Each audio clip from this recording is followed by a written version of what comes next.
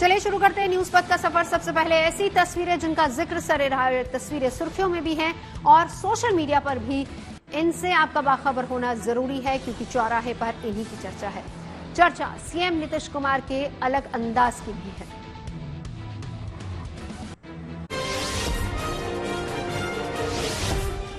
बिहार के सीएम नीतीश कुमार पटना में अपने मंत्रियों से खास तरीके से मिले, जो सियासी गलियारे में चर्चा का विषय बन गया। दरअसल वहां एक कार्यक्रम में पहुंचे नीतीश कुमार ने मंच पर पहले सभी का अभिवादन किया और फिर वहां अपनी पार्टी के नेता और मंत्री अशोक चौधरी को डिप्टी सीएम विजय सिन्हा के पास ले गए। फिर उनके सिर से अशोक चौधरी का सिर टकरा दिया। नीतीश कुमार ने दोनों मंत्रियों का सिर आपस में इसलिए टकराया क्योंकि दोनों ने टीका लगा रखा था। इसके बाद नीतीश कुमार सभी नेताओं को हाथ जोड़कर मुस्कुराते हुए नजर आए।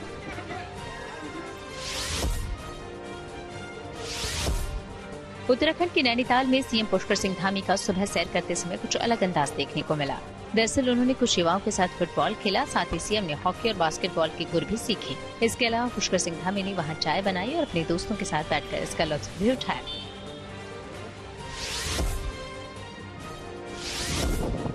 महाराष्ट्र के संभाजी नगर में एक लड़की को गाड़ी में बैठकर रील बनवाना महंगा पड़ गया। वो इस दौरान हादसे के शिकार हो गई।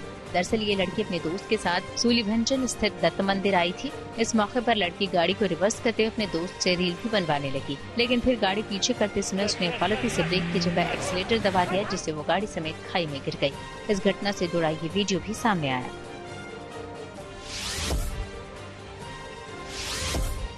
बिहार के बेगूसराय में एक शख्स ने आरोप लगाया कि उसकी पत्नी सिपाही बनने के बाद अब तलाक देना चाहती है। इस शख्स की शादी जून 2013 में यानी करीब 11 साल पहले हुई थी। उसकी पत्नी पढ़ना चाहती थी, ऐसे में उसने मजदूरी कर उसे पढ़ाया और 2022 में उसकी पत्नी को बिहार पुलिस में नौकरी मिल गई। बताया गया कि इसके बाद अक्टूबर 2022 में ट्रेनिंग के दौरान दोनों के बीच दूरियां बढ़ गईं। अब पति का कहना है कि उसकी पत्नी तलाक लेना चाह रही है। हालांकि पति अब भी अपना परिवार बचाने की गुहार लगा रहा है। इस मामले में सुलह की भी कोशिश हुई, लेकिन दावा है कि पत्नी अपने फैसले पर अड़ी हुई है।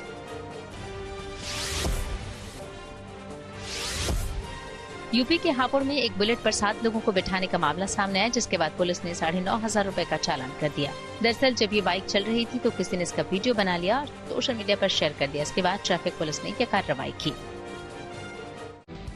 जिंदगी का सफर सुहाना हो, इसके लिए सावधान रहना जरूरी है। रोजमर्रा की आपाधापी में कुछ देर बैठकर सोचना समझना जरूरी है कि आपके आसपास क्या हो रहा है और जो कुछ भी हो रहा है उससे हमारी और आपकी जिंदगी, हमारा परिवार कैसे प्रभावित हो सकता है। इसीलिए हॉर्न बजाकर बाखबर करने वाली खबर जरूरी हो जाती है। आज की ये खबर हेडफोन या एयरफोन के ज्यादा इस्तेमाल से होने वाले नुकसान से जुड़ी हुई है। मशहूर बॉलीवुड सिंगर अलका याग्निक इन दिनों एक गंभीर बीमारी से जूझ रही हैं। इस बात का खुलासा उन्होंने हाल ही में अपने एक पोस्ट के जरिए किया। अलका ने अपनी समस्या के बारे में जानकारी देते हुए फैंस और साथी कलाकारों को एयरफोन और लाउड म्यूजिक से दूर रहने की सलाह दी है। एयरफोन एक ऐसा इक्विपमेंट है जिसका इस्तेमाल हर कोई करता है, चाहे घर में हो, बाहर हो, ट्रैवल कर रहे हो। हर जगह पर आपको कान में एयरफोन या फिर हेडफोन लगाए लोग नजर आ जाएंगे। अगर आप भी उन्हीं लोगों में से एक हैं तो आपको सतर्क होने की जरूरत है। इससे आप बीमार पड़ सकते हैं। कई गंभीर बीमारियां आपको घेर सकती हैं। लिहाजा एयरफोन या फिर हेडफोन के ज्यादा इस्तेमाल से होने वाले नुकसान से खुद भी सतर्क हो जाएं और दूसरों को भी सावधान करने के लिए हॉर्न बजाएं।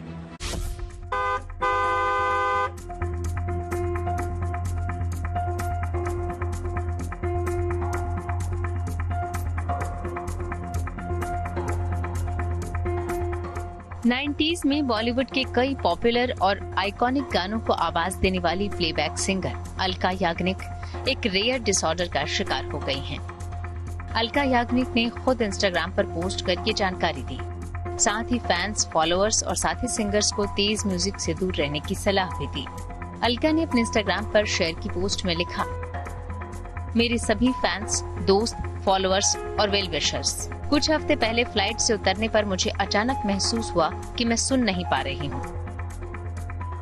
अलका ने बताया कि डॉक्टर्स ने इसे एक rare sensory nerve hearing loss diagnose किया है, जो एक वायरल अटैक की वजह से हुआ है। अगर सेंसोरियल लॉस हुआ और इमीडिएटली आपने ट्रीटमेंट नहीं लिया तो परमानेंट लॉस होने के चांसेस होगा। तो golden period is very important and in this golden period we have to take treatment immediately to increase the blood circulation of the internal ear and we give steroid injection in the tympanic membrane. जब हम fly करते हैं या हम fly से down करते हैं तो अचानक से ऊपर पहुंचने पर आपको जैसे पता है कि हमारा नेगेटिव प्रेशर में हम जोन में आते हैं। जैसे ही नेगेटिव प्रेशर जोन में आते हैं हमारा जो स्टेकियन ट्यूब है वो ब्लॉक हो जाती है, क्योंकि एटमॉस्फेरिक प्रेशर नेगेटिव में चला गया। वो जैसे ही स्टेकियन ट्यूब कोलैप्स होगी हमारा मिडिल ईयर में नेगेटिव प्रेशर बनेगा और हमारा कान का पर्दा पीछे की ओर चला जाता है, खिंच जाता है।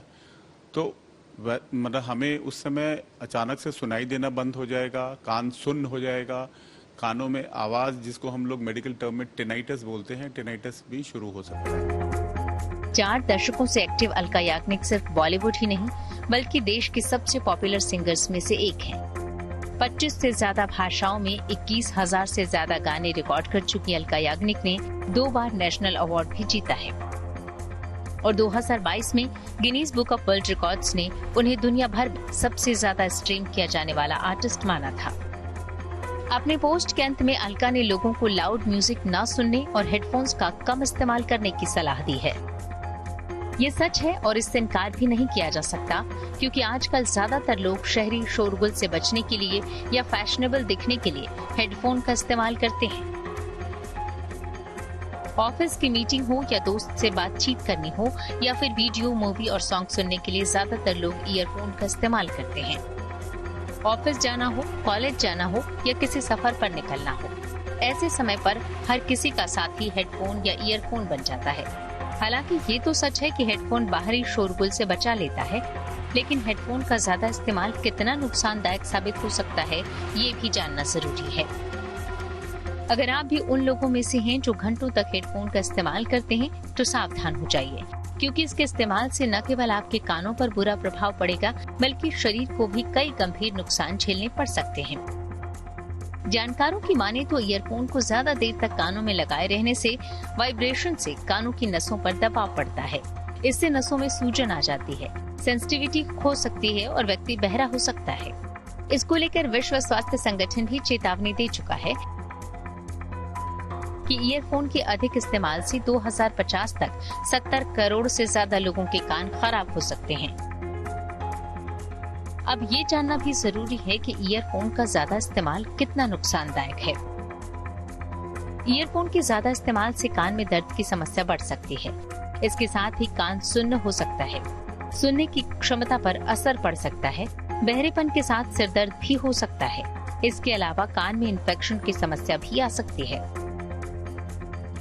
ईयरफोन के ज्यादा इस्तेमाल से होने वाले नुकसान को तो हमने जान लिया। अब सवाल है कि इस नुकसान से कैसे बचा जाए और इससे बचने के उपाय क्या हैं? लगातार लंबे समय तक ईयरफोन का इस्तेमाल न करें। ईयरफोन या हेडफोन जब भी कानों में लगाएं तो वॉल्यूम कम रखें। किसी दूसरे का ईयरफोन इस्तेमाल करने से बचें और अपना भी देने से बचें। ईयरफोन खरीदते समय इसकी क्वालिटी से समझौता न करें। ईयरफोन को हमेशा साफ रखें। गाने सुनने के लिए ईयरफोन की बजाय साउंड सिस्टम का इस्तेमाल करें। वहीं कई लोगों का ये मानना है कि हेडफोन्स का इस्तेमाल करने से कानों को कम नुकसान होता है, जबकि कुछ लोग ईयरफोन्स को कानों के लिए ज्यादा सुरक्षित मानते हैं। अब सवाल उठता है कि क्या वाकई हेडफोन्स या ईयरफोन्स का कानों पर अलग अलग तरह से असर होता है और इनमें से कौन सी चीज कानों की हेल्थ के लिए ज्यादा खतरनाक हो सकती है। ऐसे में जरूरी हो जाता है कि हेडफोन और ईयरफोन का इस्तेमाल करते वक्त किन बातों का ख्याल रखना चाहिए। लगातार हेडफोन का इस्तेमाल न करें। इसे बीच बीच में हटाते रहें, जिससे हवा और ऑक्सीजन कान में पहुंचती रहे। इन्फेक्शन से बचना है तो हेडफोन के रबड़ को समय समय पर साफ करते रहें या फिर बदलकर नए सेट का इस्तेमाल करें। हेडफोन में आपको ज्यादा तेज नहीं, सिर्फ 60 से 70 डेसिबल के लेवल के बीच ही म्यूजिक सुनना चाहिए। रात में सोते वक्त या फिर नींद में हेडफोन का इस्तेमाल बिल्कुल भी नहीं करना चाहिए। बहुत जरूरी हो तभी हेडफोन का इस्तेमाल करें और लगातार इस्तेमाल करने से बचें।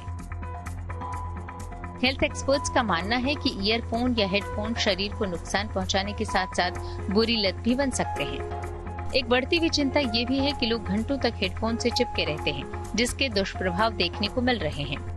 वर्ल्ड हेल्थ ऑर्गेनाइजेशन का अनुमान है कि हेडफोन या ईयरफोन के ज्यादा इस्तेमाल की वजह से दुनिया भर में लगभग 100 करोड़ युवाओं की सुनने की क्षमता पर गहरा असर पड़ सकता है।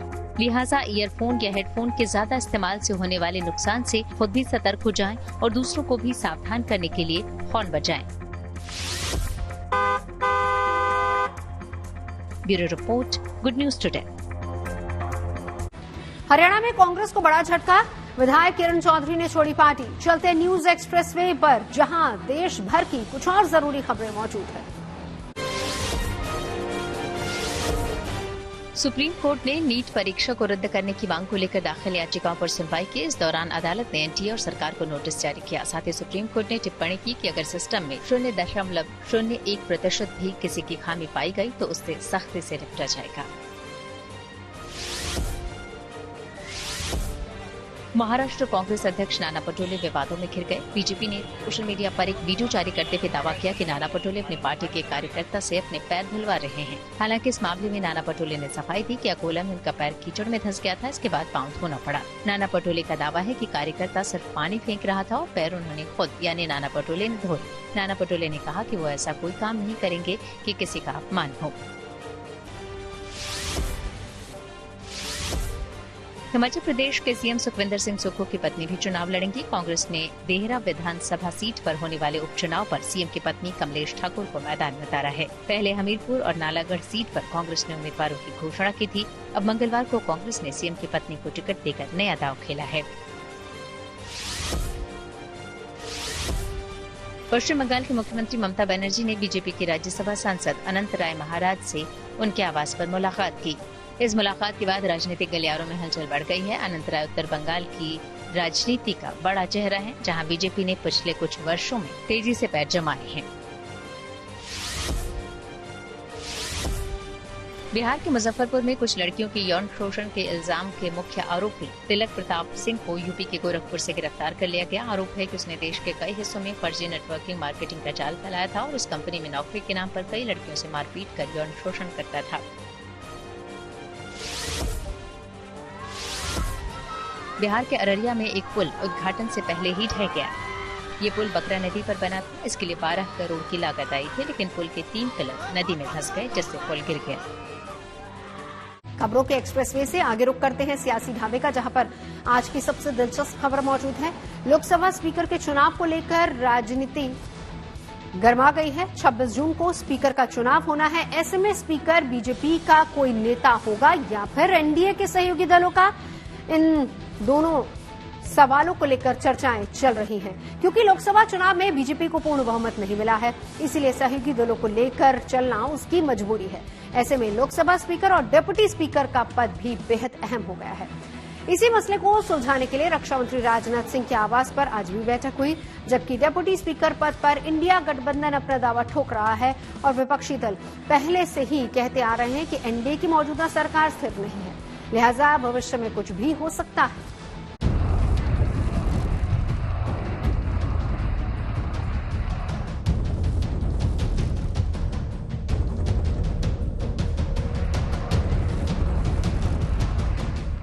लोकसभा चुनाव नतीजों के बाद मोदी 3.0 की सरकार बन गई।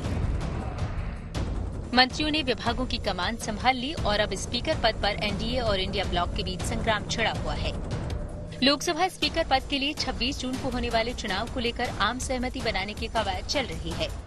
सरकार चाह रही है कि लोकसभा स्पीकर का पद आम सहमति से भरा जाए। वहीं इंडिया गठबंधन की नजर डिप्टी स्पीकर पर है। ऐसे में 5 साल से जो डिप्टी स्पीकर का पद खाली पड़ा है, विपक्ष उसे लेने के लिए दबाव बना सकता है। विपक्ष की ओर से ये कहा भी गया है कि अगर डिप्टी स्पीकर का पद उन्हें नहीं दिया जाता तो वो स्पीकर पद के लिए भी उम्मीदवार खड़ा कर सकते हैं। जब तक कांग्रेस सरकार रही, स्पीकर हमेशा कांग्रेस का रहा और डिप्टी स्पीकर हमेशा विरोधी दल का रहता रहा है। ज्यादातर समय इसी परंपरा का पालन होता रहा। आज इंडिया गठबंधन यही तो मांग कर रहा है कि परंपरा का पालन हो। लोकतंत्र में नियम और संविधान जितना महत्वपूर्ण होता है, परंपरा उससे कम नहीं होती।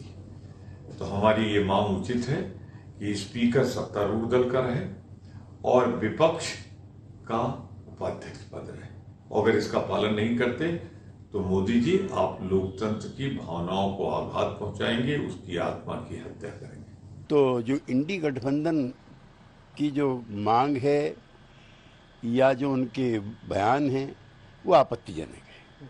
भारतीय जनता पार्टी या एनडीए गठबंधन का पहला हक उस पद पर है और हमारी पार्टी का मानना है कि भारतीय जनता पार्टी गठबंधन की बड़ी पार्टी है, वो उसका अधिकार पहले है, इसलिए इस पर की गई कवायद बेकार है। लोकसभा अध्यक्ष पद के लिए अगर इस दफा चुनाव होता है तो ये आजाद भारत के इतिहास में पहली बार होगा और विपक्ष की ओर से इस तरह के संकेत दिए जा रहे हैं, जबकि इससे पहले अब तक लोकसभा अध्यक्ष का चयन आम सहमति से होता रहा है। शिवसेना ने सरकार पर निशाना साधते हुए कहा कि स्पीकर का पद राजनीतिक पद बन गया है। आपने देखा है किस तरीके से एक स्पीकर पोस्ट और गवर्नर की पोस्ट का दुरुपयोग कर भारतीय जनता पार्टी ने अपने ही अलायंस पार्टनर्स को खत्म करने की कोशिश की है। शिवसेना का जब शिवसेना और बीजेपी का अलग अलग हुए थे और हमने सरकार बनाई थी, किस तरीके से धोखाधड़ी से उन्होंने पैसों के बल पर पार्टी को तोड़ा। साथ ही साथ सुप्रीम कोर्ट ने बाकायदा जिम्मेदारी दी थी कि ये लोग डिस्क्वालीफाई होने चाहिए एज पर शेड्यूल 10, पर स्पीकर जो यहाँ पे हैं वो बीजेपी के ज्यादा और अपनी जो पद है, संवैधानिक पद है, उसका कम निर्वहन कर उन्होंने किसी को डिस्क्वालीफाई नहीं किया। तो यही होगा असेंबली का जो हमने देखा है वही पार्लियामेंट में होगा। पार्लियामेंट में भी जैसे ही शिवसेना में फूट पड़ी थी, सबसे पहले उनको आधिकारिक तौर से जो दिया गया था स्पीकर का बयान, वो दिखाता है कि speaker has now become a political post. देखिए, परंपरा भी होती है, परंपरा तो अभी यही रही है कि विपक्ष के लोग नहीं बन पाए हैं डिप्टी स्पीकर, तो फिर इस बार बनने का हम नहीं समझते हैं कि कोई वैसा चांस है, प्रेसिडेंस है, लेकिन ये माननीय मुख्यमंत्री पर और हमारे विधानसभा के सदस्यों पर निर्भर करता है कि वे क्या करते हैं। तो यही बात अच्छा रहेगा कि उन्हीं पर हम लोग छोड़ दें, माननीय मुख्यमंत्री पर, कि वो क्या करें। इसी के मद्देनजर रक्षा मंत्री राजनाथ सिंह के घर रविवार को स्पीकर और डिप्टी स्पीकर को लेकर बड़ी बैठक हुई। इस बैठक में जेपी नड्डा, अश्विनी वैष्णव, किरण रिजिजू, ललन सिंह, चिराग पासवान भी मौजूद थे।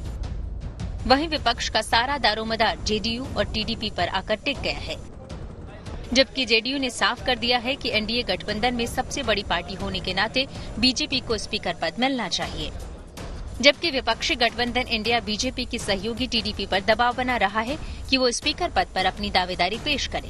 यही वजह है कि टीडीपी इस पद के लिए आम सहमति वाले उम्मीदवार का समर्थन करने के पक्ष में है। लोकसभा चुनाव में विपक्षी गठबंधन इंडिया ने 233 सीट जीती है, जबकि एनडीए ने 293 सीट जीतकर लगातार तीसरी बार सत्ता बरकरार रखी है। 16 सीट के साथ टीडीपी और 12 सीट के साथ जेडीयू 240 सीट जीतने वाली बीजेपी की सबसे बड़ी सहयोगी दल है। ऐसे में सवाल है कि बीजेपी के लिए स्पीकर पद क्यों जरूरी है, तो इसका जवाब बीजेपी के ही बीते इतिहास से मिलता है। साल 1999 में अटल बिहारी वाजपेयी की अगुवाई वाली एनडीए की सरकार थी, लेकिन गठन के कुछ ही महीने में उनकी सरकार अल्पमत में आ गई थी। उस दौरान टीडीपी भी एनडीए में शामिल थी और सरकार को समर्थन देने के एवज में टीडीपी ने केवल स्पीकर पद की ही मांग की थी, लेकिन इसी एक पद ने बीजेपी के साथ खेल कर दिया था। इसीलिए बीजेपी किसी भी हालत में स्पीकर पद नहीं छोड़ना चाहती, क्योंकि 1999 वाला खेल चंद्रबाबू नायडू कभी भी दोहरा सकते हैं। Bureau report, good news today. News पद पर आ गई है धन बाजार, जहां शेयर बाजार से लेकर कारोबार तक की सभी अहम खबरें मौजूद हैं और इसका सीधा रिश्ता आपकी आमदनी और जेब से है। इस रफ्तार खबरों के बीच ये जरूरी खबरें छूट न जाए, इसीलिए चलिए धन बाजार की भी खबर ले आए। हफ्ते के दूसरे कारोबारी दिन शेयर बाजार में तेजी देखने को मिली। सेंसेक्स 308 अंक उछलकर 77,301 पर बंद हुआ। वहीं निफ्टी 92 अंक चढ़कर 23,558 पर पहुंचा। मंगलवार को दिल्ली सराफा बाजार में सोना 50 रुपए सस्ता हुआ। इसके साथ ही दिल्ली में अब 10 ग्राम सोने की कीमत घटकर 72,350 रुपए हो गई। वहीं चांदी की कीमत में 400 रुपए की तेजी आई। अब दिल्ली में 1 किलो चांदी की कीमत बढ़कर 91,300 रुपए पर पहुंची।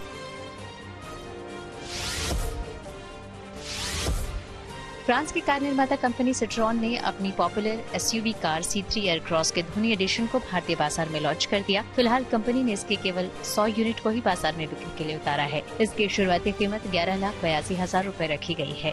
C3 एयरक्रॉस के इस स्पेशल एडिशन में भारतीय क्रिकेट टीम के पूर्व क्रिकेटर महेंद्र सिंह धोनी से जुड़ी चीजों को रखा गया है। इस कार में धोनी से जुड़ी कस्टम एसेसरीज और डिजाइन एलिमेंट्स को डाला गया है, जैसे इसके हुड, रियर दरवाजों और बूट पर धोनी के जर्सी का नंबर 7 लिखा हुआ है। इसके साथ ही साइड और रियर प्रोफाइल पर धोनी एडिशन के स्टिकर्स लगाए गए हैं। इसके सीट कवर पर जर्सी का नंबर 7 लिखा हुआ है। इतना ही नहीं, सीट पर एम्बॉसिंग और यात्री सीट पर धोनी के हस्ताक्षर भी दिए गए हैं। आपको बता दें कि धोनी सिट्रॉन इंडिया के ब्रांड एम्बेसडर भी हैं।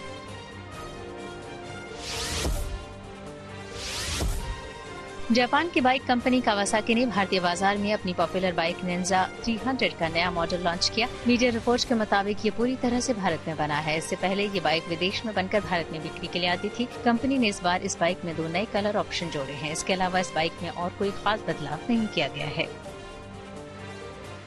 अब रुक करते हैं प्रगति मार्ग का, जहां ऐसी खबरें हैं जो देश की तरक्की, प्रगति और लोगों की काबिलियत को दिखाती हैं।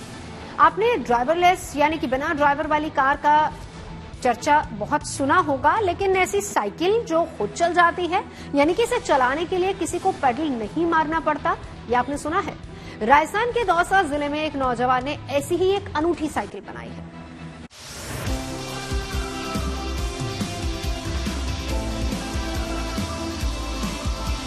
सड़क पर शान से चल रही ये बिना सवारी वाली साइकिल इन दिनों राजस्थान के दौसा में चर्चा का विषय है।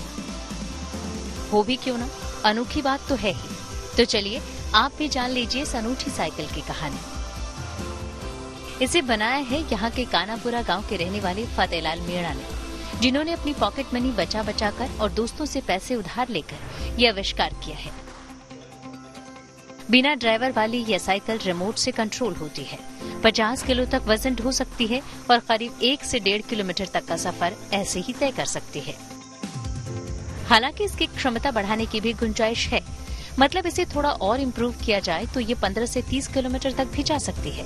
और हाँ, इसमें 2 CCTV कैमरे भी लगे हैं ताकि इस पर रखे सामान की निगरानी की जा सके। ये विशेषता है कि ये रिमोटली ऑपरेट होती है। मतलब हम इसकी रेंज 1 से 1.5 किलोमीटर है और हम इसे रिमोटली दूर बैठ के ऑपरेट कर सकते हैं। तो और इसकी कैपेसिटी है 50 kg वेट उठाने की। इस मोस्टली जिसमें यूज किया है मैंने ड्रोन का ट्रांसमीटर, रिमोट कंट्रोलर, तो उसकी रेंज ऐसे तो 250-300 मीटर होती है, लेकिन मैंने इसमें एक बूस्टर यूज किया जिससे इसकी रेंज बढ़ के 1.5 किलोमीटर हो गई है। और अगर हम एंटीनाज को अपग्रेड करें तो इसकी रेंज इजीली 15 से 30 किलोमीटर तक हो सकती है अगर इसमें और अपग्रेड करें तो। कहते हैं आवश्यकता ही आविष्कार की जननी है, तो इस आविष्कार के पीछे की कहानी भी कुछ ऐसी ही है। फतेहलाल पढ़ाई करने जयपुर गए तो पिता को दूध डेयरी पहुंचाने में दिक्कत आने लगी। बेटे को फोन करके परेशानी बताई तो बेटे ने ये उपाय खोज निकाला ताकि उनके पिता के साथ साथ बहुत से लोगों की परेशानियां कम हो जाए। इसका आइडिया मेरे पिताजी की वजह से आया कि हमारे मतलब पशुपालन का काम है, तो दूध को डेयरी तक सप्लाई करना पड़ता है सुबह और शाम। तो मैं रोज देखता था। तो एक बार मैं जयपुर चले गया पढ़ने के लिए, तो मेरे पिताजी फ़ोन करके बोले कि अब दूध कौन दे के आएगा। तब मैं सोचा कि भाई अमेरिका जैसी कंट्रीज है, इनमें सेल्फ ड्राइव टेक्नोलॉजी पे काम हो रहा है, गूगल्स कार, टेस्ला की सेल्फ ड्राइव कार। तो मैं सोचा क्यों ना इस फील्ड में भी, और डेयरी इंडस्ट्री में 3 करोड़ लोग डेयरी इंडस्ट्री से जुड़े हुए हैं, तो रोज डेयरी पे दूध देने जाते हैं, तो क्यों ना एक ऐसी टेक्नोलॉजी बिल्ड की जाए जो घर से ही डेयरी तक दूध दे के आ जाए। तो ये सोच के मैंने इसे बनाया। हालांकि अभी तो ये साइकिल प्रोटोटाइप है, यानी बस तकनीकी रूप से इसे परखा गया है, लेकिन जब ये पूरी तरह से बनकर तैयार होगी तो इसका लुक भी बदल जाएगा। जाहिर है बीटेक कर चुके फतेह की ये कोशिश लोगों का दिल जीत रही है। उनका अगला मिशन डेयरी इंडस्ट्री में क्रांति लाना है। दौसा राजस्थान से Sandeep Meena, good news today.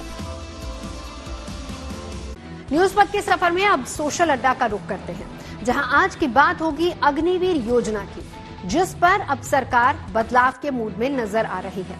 सूत्रों के मुताबिक लोकसभा चुनावों के नतीजों के बाद से ही फौजियों से जुड़ी इस योजना पर मंथन शुरू हो गया है। विपक्ष के अलावा एनडीए में शामिल दल भी मोदी सरकार पर इस योजना की समीक्षा करने का दबाव बना रहे हैं।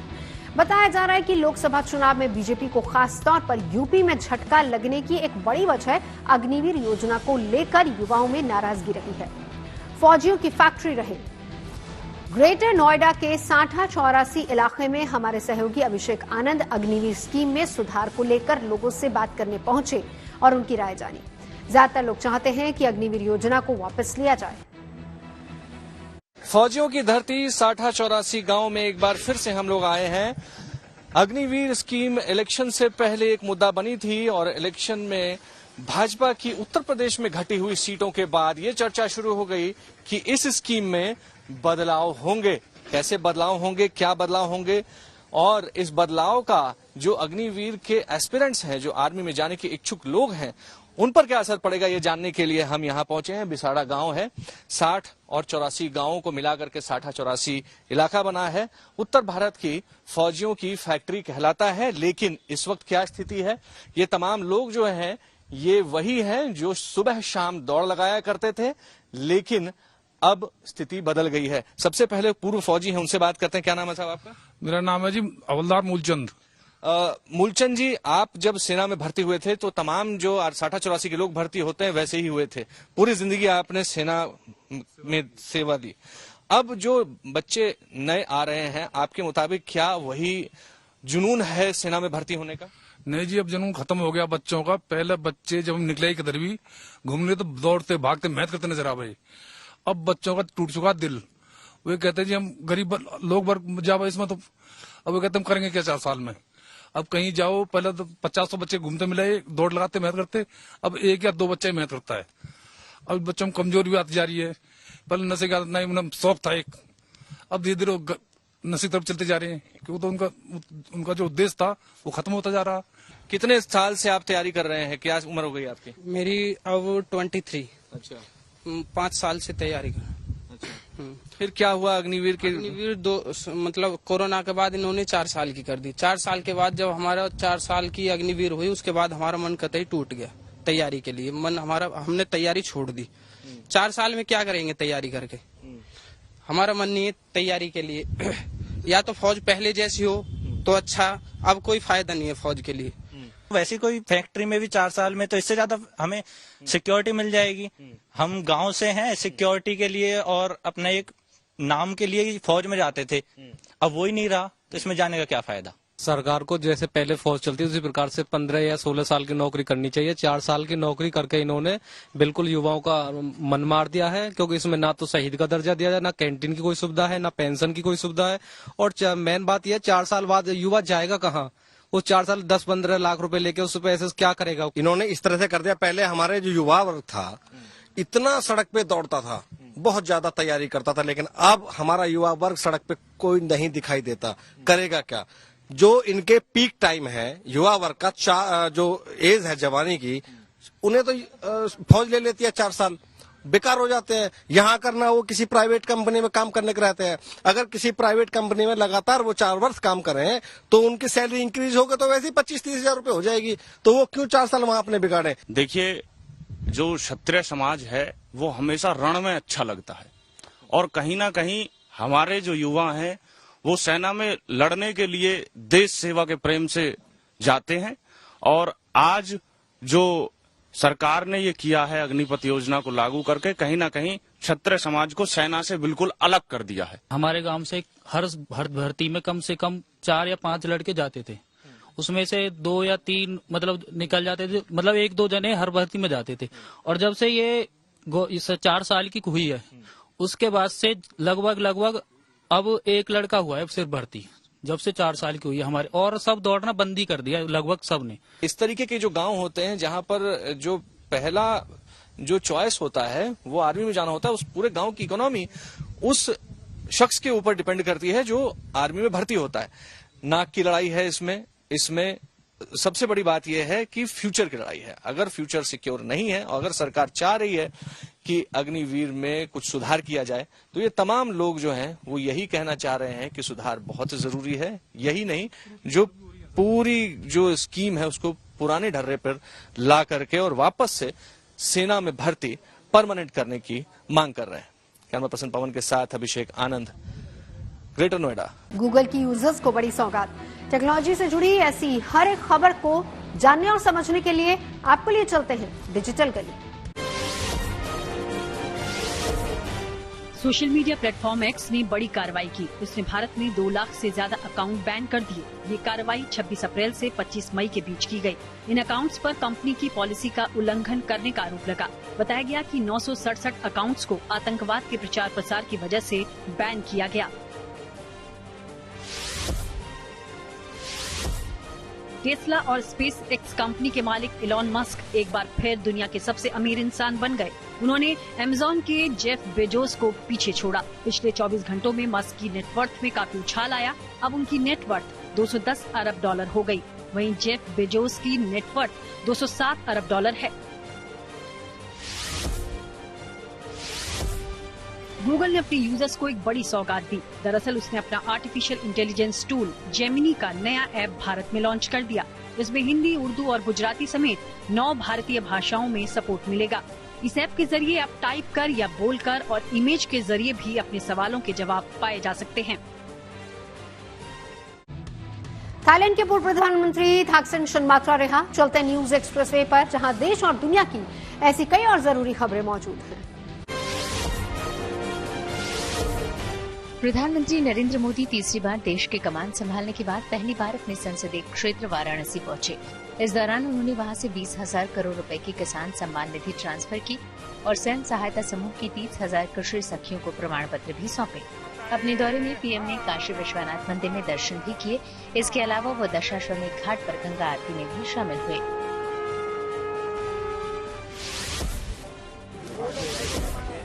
छत्तीसगढ़ के मुख्यमंत्री विष्णुदेव साय का अलग अंदाज देखने को मिला। वो जशपुर में अपने खेत पर धान लगाते नजर आए। इस दौरान कई लोग उन्हें देखने के लिए भी वहां जुट गए। यूपी के नोएडा में एक शख्स को कार की छत पर सफर करते हुए रील बनाना महंगा पड़ गया। इस मामले में ट्रैफिक पुलिस ने कार्रवाई करते हुए 33,500 रुपए का चालान काट दिया।